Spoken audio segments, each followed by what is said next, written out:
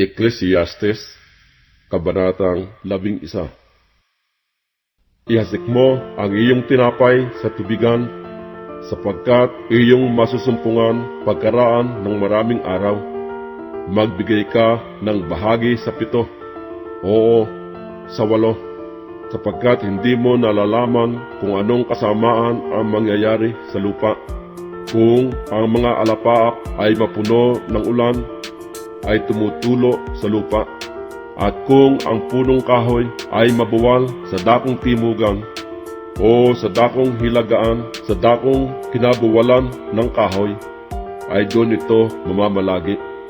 Ang nagmamalas sa hangin ay hindi maghahasik, at ang tumitingin sa mga alapaap ay hindi aani.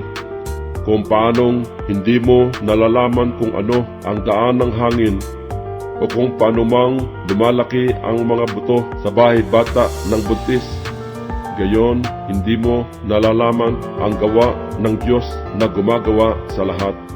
Ihasik mo sa umaga ang iyong binhi, at huwag mong iurong ang iyong kamay sa hapon, sapagkat hindi mo nalalaman kung alin ang tutubo, kung ito o yaon, o kung kapwa magiging mabuti. Tunay ng liwanag ay mainam, at masayang bagay sa mga mata na magsitingin sa araw. Oo, kung ang tao ay mabuhay ng maraming taon, magalak siya sa lahat ng yaon. Ngunit alalahanin niya ang mga kaarawan ng kadiliman, sapagkat magiging marami. Lahat ng dumarating ay walang kapuluhan. Ikaw ay magalak o binata sa iyong kabataan, at pasayahin ka ng iyong puso sa mga kaarawan ng iyong kabataan, at lumakad ka ng mga lakad ng iyong kalooban at sa paningin ng iyong mga mata. Ngunit talastasin mo na dahil sa lahat ng mga bagay na ito ay dadalhin ka ng Diyos sa kahatulan.